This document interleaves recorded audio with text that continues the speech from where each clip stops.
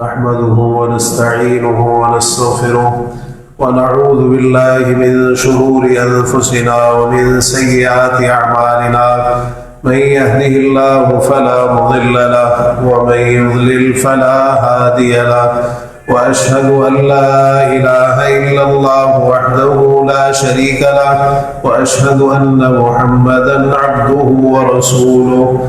اللهم صل على محمد وعلى آل محمد كما صليت على إبراهيم وعلى آل إبراهيم إنك حميد مجيد. اللهم بارك على محمد وعلى آل محمد كما باركت على إبراهيم وعلى آل إبراهيم إنك حميد مجيد. يا أيها الذين آمنوا اتقوا الله حق تقاته ولا تموتن إلا وأنتم مسلمون. يا أيها الناس اتقوا ربكم الذي خلقكم من نفس واحدة وخلق منها زوجها وبث منهما رجالا كثيرا ونساء واتقوا الله الذي تساءلون به والأرحام إن الله كان عليكم رقيبا.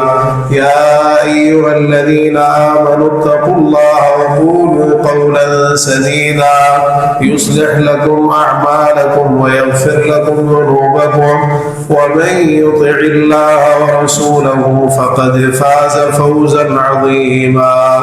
أما بعد فإن أصدق الحديث كتاب الله وأحسن الهدي هدي محمد صلى الله تعالى عليه وآله وسلم وشر الأمور محدثاتها وكل محدثة بدعة وكل بدعة ضلالة وكل ضلالة في النار.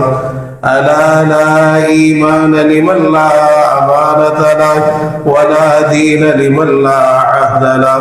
سبحانك لا علم لنا إلا ما علمتنا إنك أنت العليم الحكيم. رب اشرح لي صدري ويسر لي أمري واحلل عقدة من لساني يفقهوا قولي. رب زدني علما.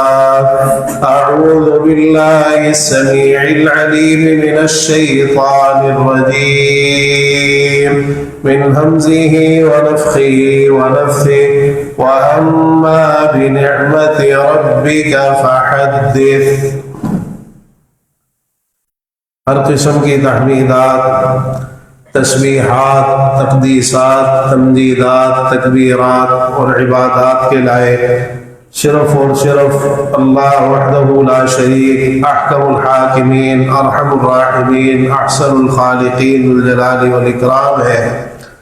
वही हम सब का खालिक, मालिक, राज़िक, हाजत रवा, मुश्किल कुशा, दाता, गंजबख्श, दस्तगीर, गौसे आज़म, गरीब नवाज, लजपाल, बिगड़ियाँ बनाने वाला, औलाद देने वाला, नफ़ा और नुकसान का इख्तियार रखने वाला और ज़मीन व आसमान का ये सारा निज़ाम अकेले ही चलाने वाला है। दुरूद व सलाम इमामुल अंबिया वल मुरसलीन, सय्यिदुल अव्वलीन वल आखिरीन, शफीउल मुज़निबीन, रहमतुल लिल आलमीन, खातमुन नबिय्यीन, हम सब के रहबर व रहनुमा, मुक़्तदा व पेशवा, इमाम आज़म, कायद आज़म, रहबर आज़म जनाब मुहम्मद रसूलुल्लाह सल्लल्लाहु तआला अलैहि व आलिहि वसल्लम की ज़ात गिरामी पर कि जिन्हें अल्लाह रब्बुल इज़्ज़त ने मेरे और आपके लिए क़यामत तक आने वाले इंसानों के लिए उसवा हसना बेहतरीन नमूना बनाकर मबूस फरमाया और अपनी महब्बत, रहमत, मग़फ़िरत, जन्नत, हिदायत, नजात और सआदत को आपकी इत्तिबा और पैरवी के साथ लाजिम कर दिया है। अजीज़ भाइयों, बुजुर्गों, नौजवान साथियों, काबिल एहतराम दीनी माँ और बहनों, अल्लाह ताला ने हमें ज़ुबान की नेमत अता फरमाई। अगर हम इसका इस्तेमाल اللہ اور اس کے رسول صلی اللہ علیہ وسلم کی اطاعت اور فرما برداری میں کریں گے تو یہ بہت بڑا ایک تحفہ ہے ہمارے لیے.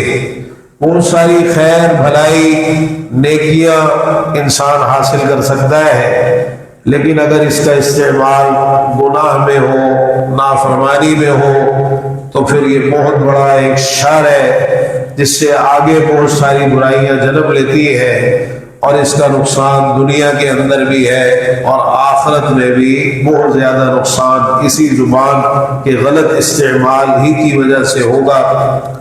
تو ہم یہ عرض کر رہے ہیں کہ زبان وہاں استعمال کی جائے جہاں استعمال کرنی چاہیے، اور عموماً اس طرف ہماری توجہ نہیں جاتی. غلط چیزوں میں تو بہت چلتی ہے، بہت اس کا استعمال ہوتا ہے، لیکن جو صحیح چیزیں ہیں جہاں اس کا استعمال پسندیدہ ہے اور جہاں انسان کو خاموش نہیں رہنا چاہیے وہاں ہم بالکل اس زبان کو حرکت نہیں دیتے. ایک اور چیز جو ہمیں سکھائی گئی وہ یہ ہے کہ انسان اللہ تعالیٰ کے اس پر جو انعامات اور احسانات ہیں ان کا اظہار کرے، ان کو بیان کرے، اللہ کا شکر ادا کرتے ہوئے، فخر اور تکبر کے لیے نہیں بلکہ اللہ کا شکر ادا کرتے ہوئے اور اس کے انعام اور احسان کو تسلیم کرتے ہوئے، دل کی گہرائی سے مانتے ہوئے، اعضاء کے ساتھ بھی اللہ کی اطاعت کر کے اللہ کا شکر ادا کرے، لیکن ساتھ ساتھ اپنی زبان کے ساتھ بھی اللہ کا شکر ادا کرے. اور اس شکر ادا کرنے کی ایک صورت یہ بھی ہے کہ اللہ کی نعمتوں کو بیان کرے. قرآن مجید میں اللہ تعالیٰ نے فرمایا وَأَمَّا بِنِعْمَةِ رَبِّكَ فَحَدِّثْ، اپنے پروردگار کی نعمتوں کو آپ بیان کیجئے. یعنی شکر کے طور پر اللہ کی بارگاہ میں عاجزی اور انکساری اختیار کرتے ہوئے، اس کے احسان اور انعام کو تسلیم کرتے ہوئے اللہ کی جو نعمتیں ہیں آپ پر ان کو آپ بیان کیجئے. پیارے پیغمبر جناب محمد رسول اللہ صلی اللہ تعالی علیہ وآلہ وسلم پر اللہ کے بڑے انعامات تھے، بڑے احسانات تھے، آپ نے ان کو بیان بھی کیا ہے. اور ساتھ ساتھ یہ بھی فرمایا ولا فخر، فخر کی کوئی بات نہیں ہے، یہ اللہ کا انعام، یہ اللہ کا احسان. اب یہ جو چیز ہے یہ کیا ہے؟ عموماً انسان اپنی پریشانیاں تو بیان کرتا ہے لوگوں کے سامنے، یہ تو بتاتا ہے کہ میرے ساتھ یہ نقصان ہو گیا، یہ تکلیف آئی، یہ پریشانی آ گئی، لیکن جو اللہ نے اس کو نوازا ہوتا ہے اس کو چھپا جاتا ہے، اس کو بیان نہیں کرتا. آپ کو ایسے بھی لوگ معاشرے میں نظر آئیں گے کہ وہ ہمیشہ آپ کو اپنے دکھ ہی سنائیں گے، اپنی تکلیفیں ہی سنائیں گے، پریشانی ہی سنائیں گے، بیماریاں ہی بتائیں گے، یہ ہو گیا، یہ نقصان ہو گیا. اگرچہ یہ بھی اچھی چیز نہیں ہے انسان اپنی بیماری، تکلیف، پریشانی اس کے سامنے بیان کرے جو واقعتاً جس سے اسے کوئی فائدہ ہو سکتا ہے، کوئی مشورہ اچھا مل جائے گا، کوئی تعاون اسے حاصل ہو جائے گا. ورنہ انسان کو جو اپنی پریشانیاں ہیں، تکلیفیں ہیں، ان کا اظہار اپنے اللہ کے سامنے ہی کرنا چاہیے. انما اشکو بثی وحزنی الی اللہ، یعقوب علیہ السلام نے کہا تھا کہ میں اپنے رنج اور غم کا جو شکوہ ہے وہ اللہ کے حضور کرتا ہوں، میں اپنی پریشانی اللہ کے سامنے رکھتا ہوں. یہ نہیں کہ لوگوں سے بیان کرتا پھرے، نہیں. اب وہاں چھپانا چاہیے، صرف ضرورت کے لیے آپ اپنی پریشانی کسی کو بتانا چاہتے ہیں، کسی ضرورت کے تحت تو بتائیے، ورنہ خاموش رہیے. لیکن جہاں بتانا ہے اللہ کے جو انعامات اور احسانات آپ پر ہیں وہ ہم چھپا جاتے ہیں، وہ ہم بتاتے ہی نہیں. کئی لوگ مل جائیں گے آپ کو اپنے ارد گرد معاشرے میں اس طرح کے. تو عزیز بھائیوں، یہ اللہ تعالیٰ کو پسند نہیں ہے. اللہ نے آپ پر انعامات کیے ہیں، احسانات کیے ہیں، اللہ کا فضل ہے آپ پر، اللہ نے آپ کو نوازا ہے، آپ اس کو اللہ کا شکر ادا کرتے ہوئے بیان کیجیے، چھپائیے نہیں. رسول اللہ صلی اللہ علیہ وسلم نے فرمایا التحدث بنعمت اللہ شکر، اللہ کی نعمتوں کو بیان کرنا یہ شکر ادا کرنا ہے، یہ شکر ہے۔ آپ نے ایک صحابی کو دیکھا تھا نا، سیدنا مالک بن نضلہ رضی اللہ تعالی عنہ بیان فرماتے، میں اللہ کے رسول صلی اللہ علیہ وسلم کی خدمت میں حاضر ہوا، میں نے پہلے کچھ اہلے کپڑے پہنے ہوئے تھے، تو آپ نے پوچھا مجھ سے الگ کا مال ہے تمہارے پاس، مال ہے؟ اب دیکھیں صحابی جواب دے رہے، کہتے ہیں اللہ کے رسول صلی اللہ علیہ وسلم ہاں اللہ نے مجھے عطا کیا ہے، اللہ نے مجھے مال و دولت سے نوازا ہے۔ آپ نے پوچھا من ای المال، کون سا مال ہے تمہارے پاس، کیا کیا ہے؟ صحابی نے سارا بتا دیا، قد آتانی اللہ من الابل والغنم والخیل والرقیق، اللہ نے اونٹ بھی دیے ہیں، گھوڑے بھی دیے ہیں، بکریاں بھی دیے ہیں، غلام بھی دیے ہیں، اللہ کا بڑا فضل ہے، اللہ نے بڑا نوازا ہے، کچھ چھپایا نہیں، بتا دیا۔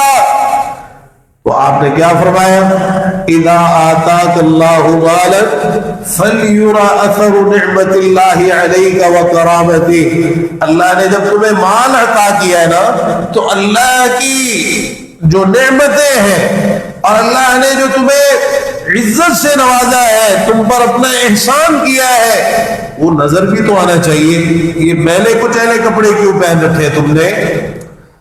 مالدار ہو انسان، حلیہ بنائے فقیروں والا۔ ویسے تو آج کل فقیروں مالداروں نے بھی فقیری کو پیشے کے طور پہ اختیار کر رکھا ہے، والعیاذ باللہ۔ ہوتے مالدار ہیں اچھے خاصے لیکن فقیر بنتے ہیں، انہوں نے گدا گری کو ایک پیشے کے طور پر اختیار کر لیا ہے۔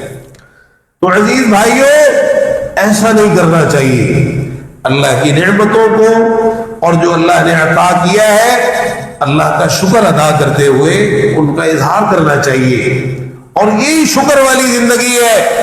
یہ نہیں ہے کہ آپ اپنی تکلیفیں پریشانیاں بیان کرتے چلے جائیں اور جو نعمتیں ان کو چھپا دیں۔ اگر آپ پر پریشانی آئی ہے، تکلیف آئی ہے، وہ تو بتا دیا آپ نے، تو جو اس کے مقابلے میں اتنا اللہ نے آپ کو نوازا ہوا ہے، اتنا اللہ کا فضل ہے آپ پر، اللہ کے اتنے انعامات احسانات ہیں، ان کو آپ بیان ہی نہیں کرتے، ان کو آپ بتاتے ہی نہیں ہیں۔ تو فرمایا وَأَمَّا بِنِعْمَةِ رَبِّكَ فَحَدِّثْ، اپنے پروردگار کے انعامات کو بیان کیجیے۔ تو یہ وہ چیز ہے جہاں اپنی زبان کو حرکت دینی چاہیے، اللہ کا شکر ادا کرتے ہوئے۔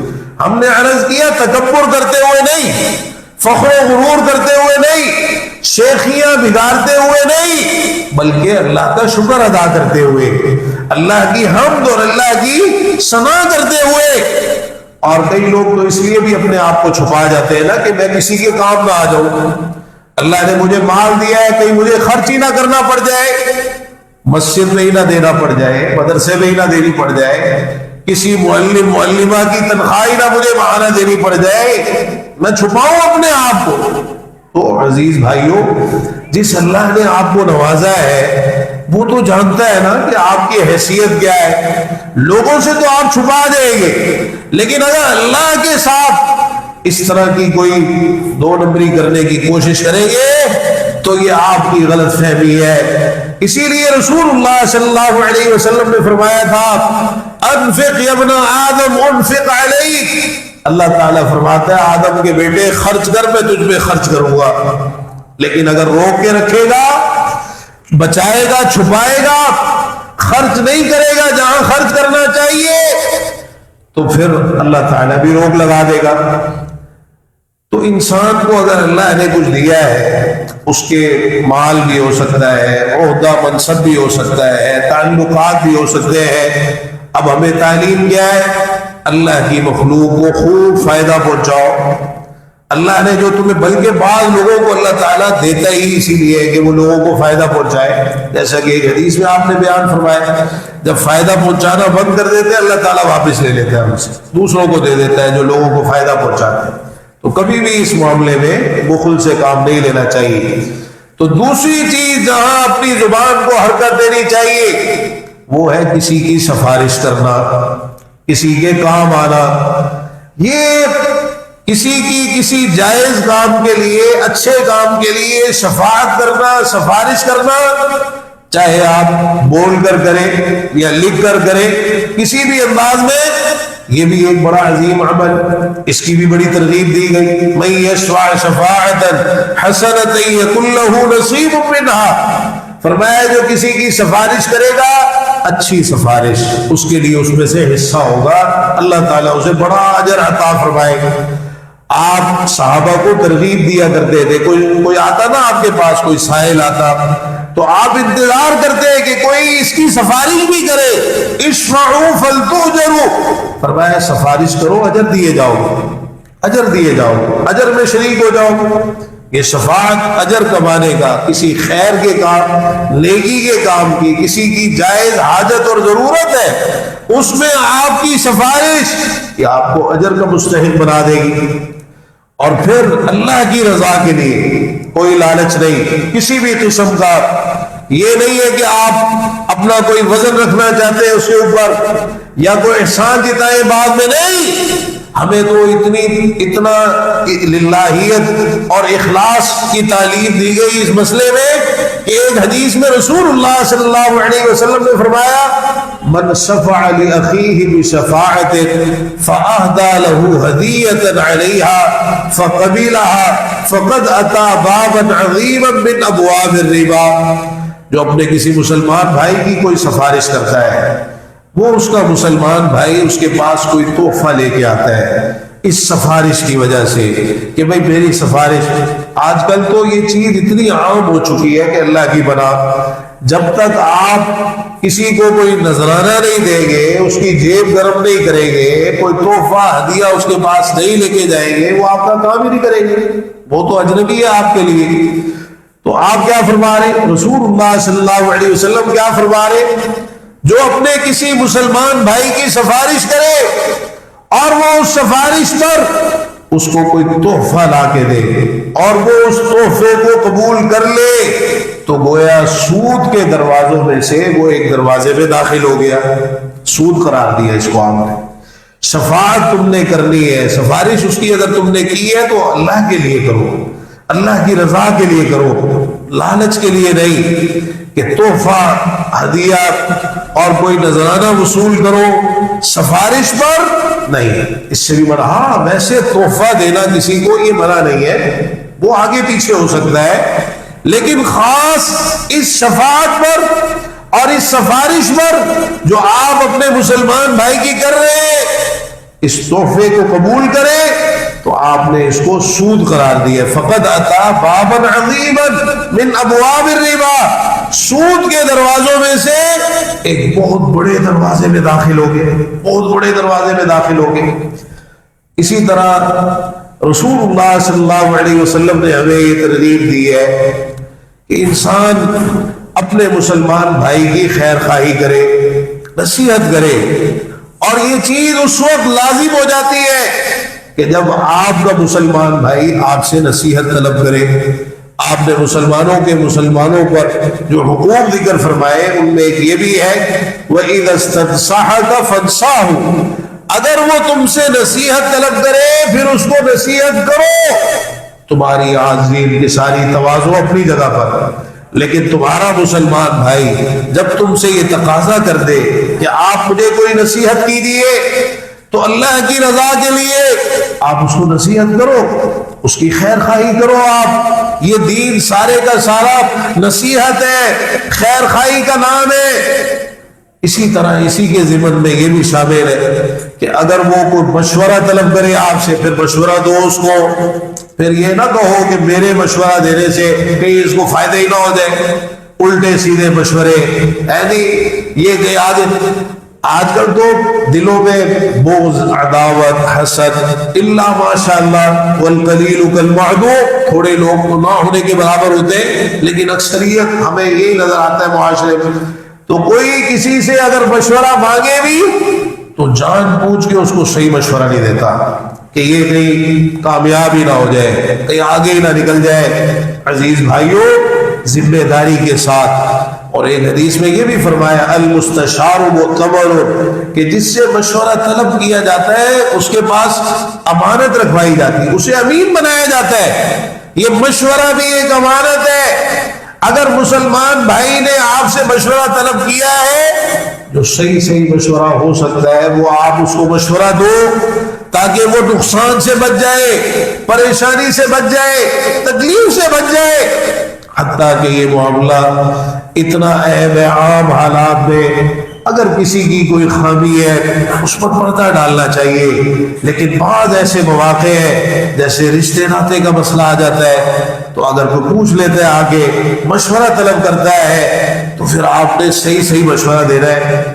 یہاں اگر کوئی ایسی خامی ہے جو آگے چل کر نقصان کا باعث بن سکتی ہے، اسے بیان کرنے کی اجازت ہے، اسے بیان کرنے کی اجازت۔ تو جہاں مشورہ طلب کرے وہاں مشورہ دینا چاہیے۔ یہاں پھر اپنی زبان کو حرکت دینی ہے آپ نے، کہ اگر کسی مسلمان بھائی نے آپ سے مشورہ مانگا ہے تو پھر بخل سے کام نہ لے، خیر خواہی کا تقاضا ہے، آپ اس کو اچھا مشورہ دینا چاہیے آپ کو۔ یہ نہیں کہ مجھے نہیں پتا یا یہ ہے یا فلانے سے پوچھو، یا نہیں، جو آپ کو پتا ہے، جو آپ کو علم ہے، جو آپ جانتے ہیں، جو آپ کا تجربہ ہے، جو آپ کا مشاہدہ ہے۔ بال سفید ہو گئے نا، زندگی گزار دی، بہت کچھ دیکھا ہوگا اپنی زندگی میں، بہت قسم کے لوگوں سے واسطہ پڑا ہوگا۔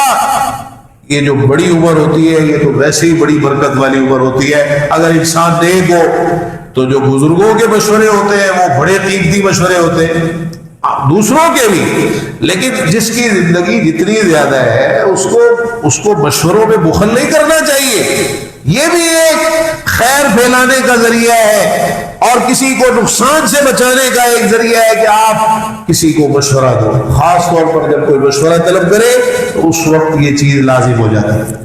عزیز بھائیو، اسی طرح غلط فہمی کا ازالہ کرنا، یہاں خاموشی جائز نہیں ہے۔ اگر آپ کی ذات پر کوئی بات ایسی آ رہی ہے، کوئی غلط فہمی پیدا ہو رہی ہے، تو پھر یہ ضروری ہے کہ آپ اس کا ازالہ کریں۔ صحیح بخاری میں وہ واقعہ ہے، ام المؤمنین سیدہ صفیہ رضی اللہ عنہا، پیارے پیغمبر جناب محمد رسول اللہ صلی اللہ علیہ وسلم اعتکاف میں تشریف فرمائے، سیدہ آپ کی زیارت کے لیے تشریف لائیں، آپ سے ملاقات کے لیے، تو آپ چھوڑنے کے لیے واپس تشریف لے گئے۔ بعض روایات میں ہے کہ آپ مسجد کے دروازے تک ان کو چھوڑنے کے لیے گئے، رخصت کرنے کے لیے گئے، تو دو انصاری صحابہ جا رہے تھے، انہوں نے جب آپ کو دیکھا نا کہ آپ کے ساتھ کوئی خاتون بھی ہے تو تیز چلنا شروع کر دی۔ رسول اللہ صلی اللہ علیہ وسلم نے آواز لگائی، فرمایا کہ علی رسلکما انہا صفیۃ بنت حیی، آہستہ چلو، ٹھہر جاؤ، رک جاؤ، آہستہ چلو، یہ اتنی تیزی کیوں دکھا رہے ہو؟ یہ میری زوجہ صفیہ بنت حیی ہے، یہ میرے ساتھ جو خاتون ہے نا یہ میری زوجہ ہے صفیہ بنت حیی، قربان جائیں، یہ نہیں کہا کہ میری بیوی ہے، نام بھی بتایا ان کا نام صفیہ ہے۔ اتنی وضاحت، وہ جو صحابہ تھے پریشان ہو گئے، عرض کرنے لگے اللہ کے رسول صلی اللہ علیہ وسلم، سبحان اللہ، اللہ پاک ہے، تعجب کا اظہار کیا کہ ہم آپ کے بارے میں اس طرح کی بات کریں گے یا اس طرح کی بات سوچیں گے؟ فرمایا نہیں میرے پیارے صحابہ، مسئلہ تمہارا نہیں ہے، مسئلہ شیطان کا ہے۔ ان الشیطان یجری من ابن آدم مجرى الدم، شیطان انسان کے جسم میں خون کے گردش کرنے کی طرح گردش کرتا ہے، انسان کے جسم میں خون کی طرح گردش کرتا ہے۔ وَإِنِّي خَشِيتُ أَن يَقْذِفَ فِي قُلُوبِكُمَا شَرًّا، مجھے ڈر ہوا کہ کہیں تمہارے دلوں کے اندر کوئی شر نہ ڈال دے، کوئی غلط فہمی پیدا نہ کر دے، کوئی بری بات تمہارے دلوں میں نہ ڈال دے۔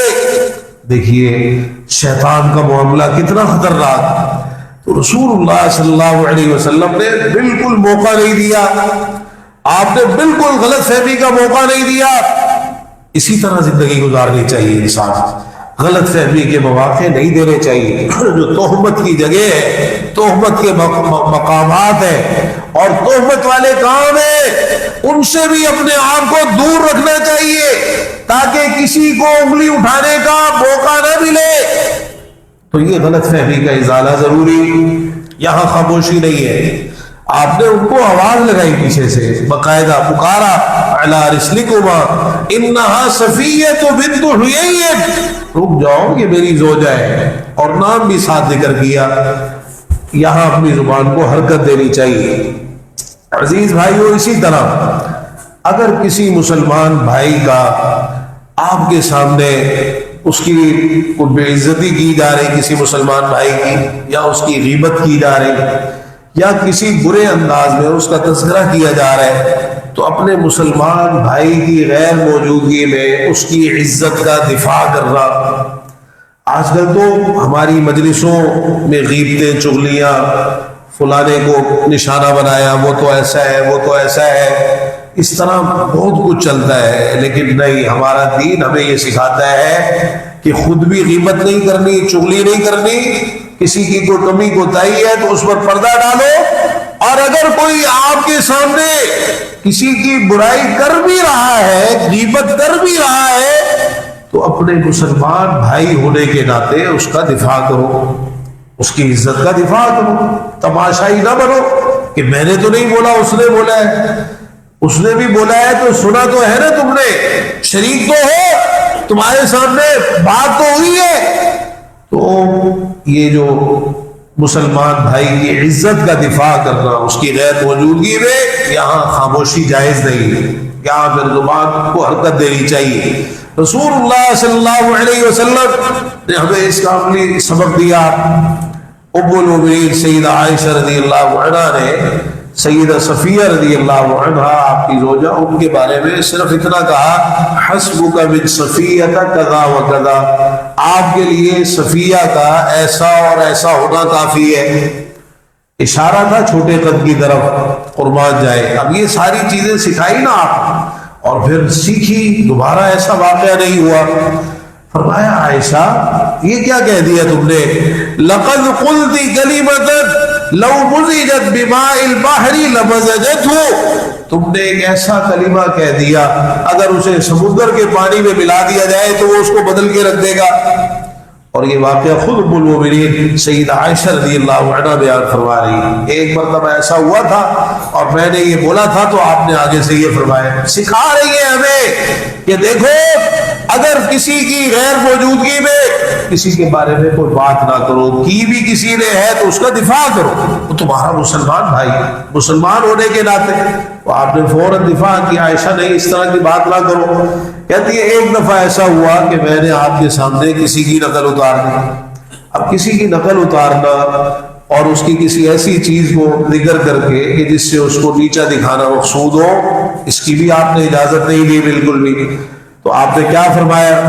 کہتی ہے میں نے آپ کے سامنے نقل اتاری، آپ نے فرمایا عائشہ ما احب انی حکیت انسانا وان لی کذا وکذا، میں پسند نہیں کرتا کہ میں کسی کی نقل اتاروں اور اس کے بدلے میں مجھے یہ اور یہ ملے، میں تو پسند نہیں کرتا کسی کی نقل اتارنا. فرمایا من رد عن عرض اخی، جو اپنے مسلمان بھائی کی عزت کا دفاع کرے گا، رد اللہ عن وجهه النار یوم القیامہ، اللہ تعالیٰ قیامت کے دن اس کے چہرے سے جہنم کی آگ کو دور کر دے گا.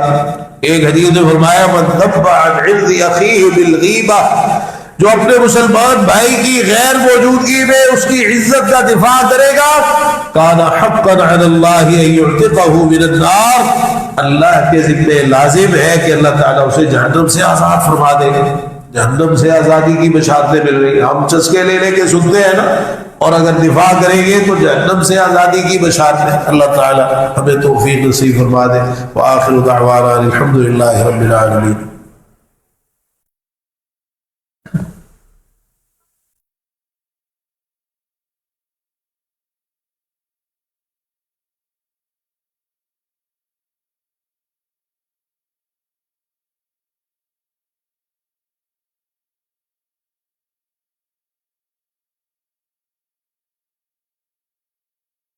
إن الحمد لله نحمده ونستعينه ونستغفره ونعوذ بالله من شرور أنفسنا ومن سيئات أعمالنا من يهده الله فلا مضل له ومن يضلل فلا هادي له وأشهد أن لا إله إلا الله وحده لا شريك له وأشهد أن محمدا عبده ورسوله اللهم صل على محمد وعلى آل محمد كما صليت على إبراهيم وعلى آل إبراهيم إنك حميد مجيد اللهم بارك على محمد وعلى آل محمد كما باركت على ابراہیم وعلی آل ابراہیم انک حمید مجید۔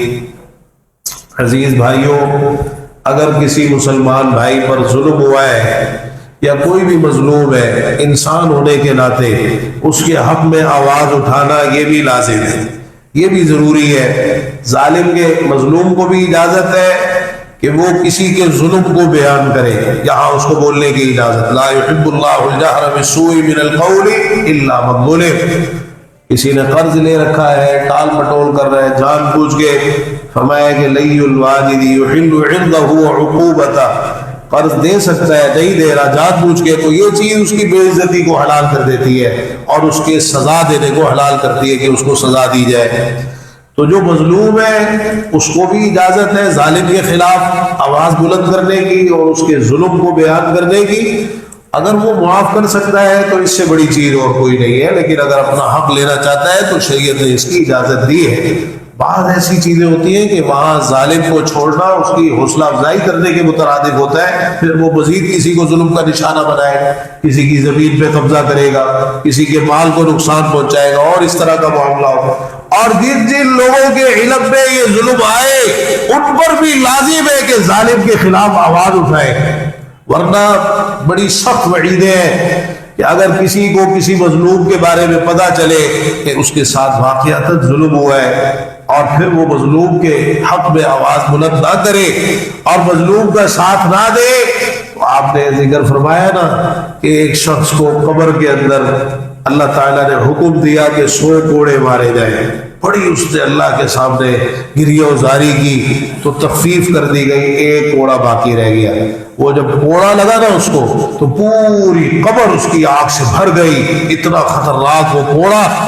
جب تھوڑا ہوش آیا پوچھا یا اللہ یہ، بلکہ فرشتوں سے پوچھا اس نے کہ علام جلدتمونی، یہ کوڑا مجھے کیوں مارا ہے؟ تو 2 گناہ ذکر کیے فرشتوں نے، بڑا تو نیک تھا، بڑا متقی عبادت گزار تھا، لیکن 2 گناہ تھے تیرے۔ ایک تو یہ تھا کہ انک صلیت صلاۃ بغیر طہور، زندگی میں ایک نماز تو نے بغیر وضو کے پڑھی تھی، بغیر طہارت کے پڑھی تھی تو نے۔ اور دوسری چیز وَمَرَرْتَ عَلَى مَظْلُومٍ فَلَمْ تَنْصُرْهُ، زندگی میں کسی موقع پر کسی مظلوم کے پاس سے تیرا گزر ہوا تھا لیکن تو نے اس کی مدد نہیں کی، تو مدد کر سکتا تھا، اس کے حق میں آواز بلند کر سکتا تھا، اس کا ساتھ دے سکتا تھا، اس کے ظلم کا ازالہ کروا سکتا تھا، لیکن نہیں کیا تو نے، تو پھر یہ سزا ہے۔ لوگ کہتے ہیں کہ ہمارے تعلقات خراب ہو جائیں گے، ہم کیوں نشانے پہ آئے، ہم کیوں جو ہے سامنے آئے؟ تو پھر ان وعیدوں کا بھی سامنا کرنے کے لیے تیار ہو جائے آپ۔ اسلام نہ ظلم کرنے کی اجازت دیتا ہے اور نہ یہ اجازت دیتا ہے کہ مظلوم کو بے سہارا چھوڑ دیا جائے۔ ظالم کو بھی روکنا ہے، مظلوم کا بھی ساتھ دینا ہے، معاشرے سے ظلم کا خاتمہ کرنا ہے۔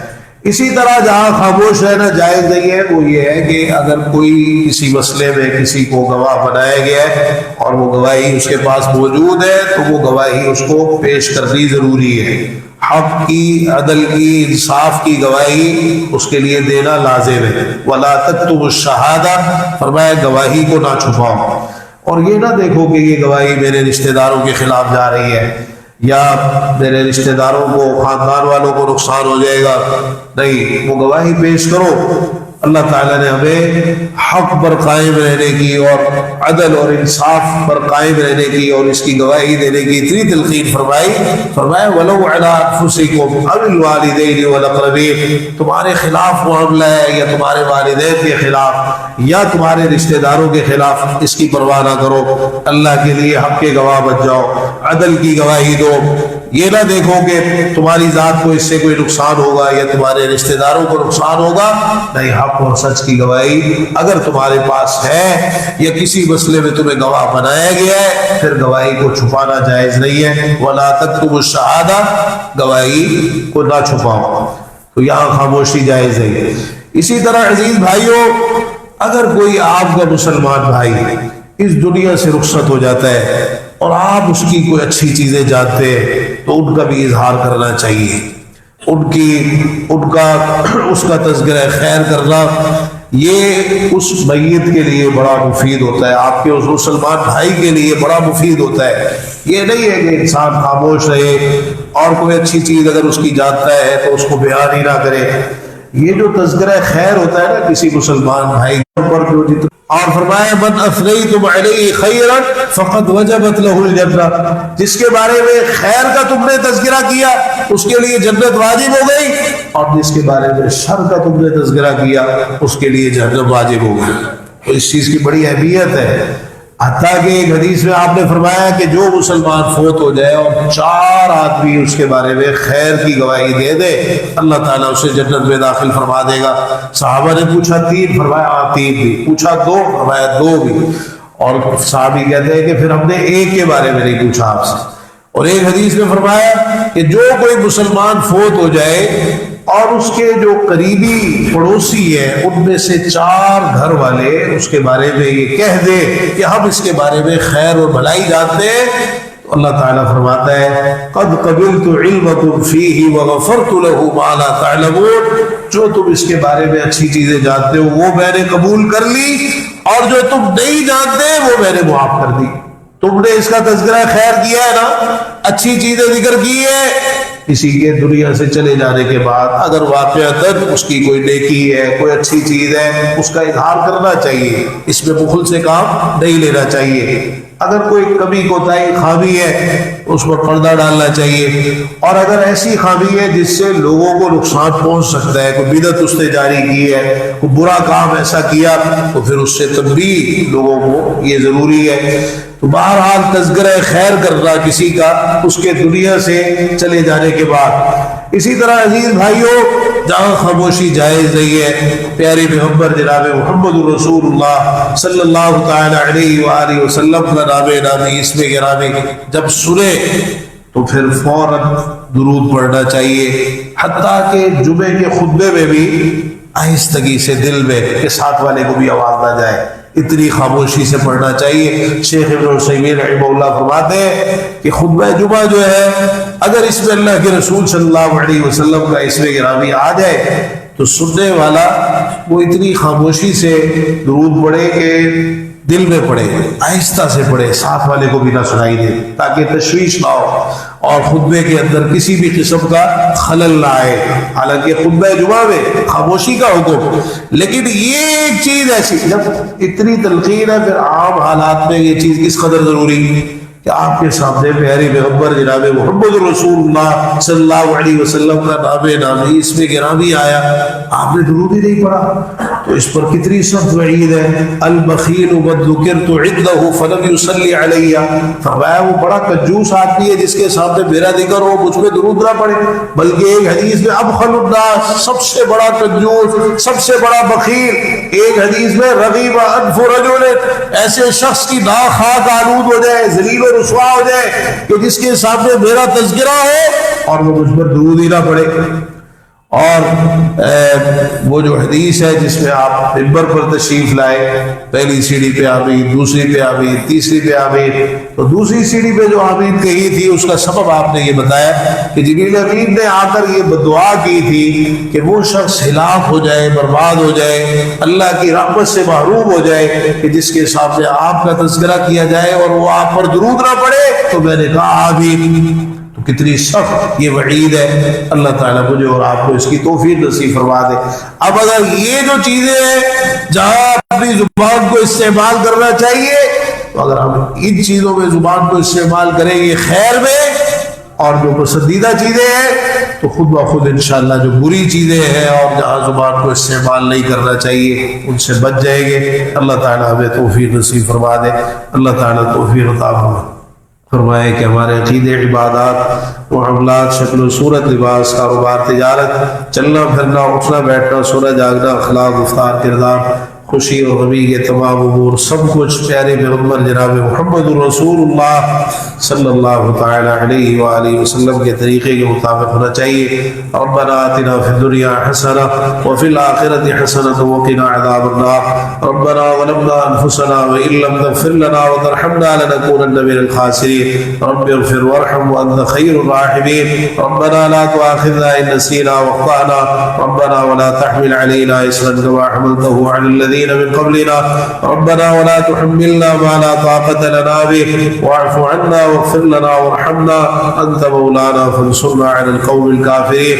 اللهم اشفنا واشف مرضانا ومرضى المسلمين۔ ہمارے بہت سے عزیز و قریبا دوست، احباب، مشائخ بیمار ہیں۔ فضیلت الشیخ علامہ عبداللہ ناصر رحمانی حفظہ اللہ بیمار ہیں۔ اسی طرح ہمارے ایک دوست ہیں ندیم بھائی دارالسلام کے دیرینہ ساتھی ہیں ہمارے حافظ ندیم صاحب، ان کے بھائی کینسر کے مرض میں مبتلا ہے، آئی سی یو میں ہے۔ دیگر بھی جو احباب بیمار ہیں، جنہوں نے کہا، جنہوں نے نہیں کہا، اللہ تعالیٰ تمام مسلمان بیماروں کو اپنے فضل اور اپنی رحمت سے شفائے کاملہ عاجلہ عطا فرما دے۔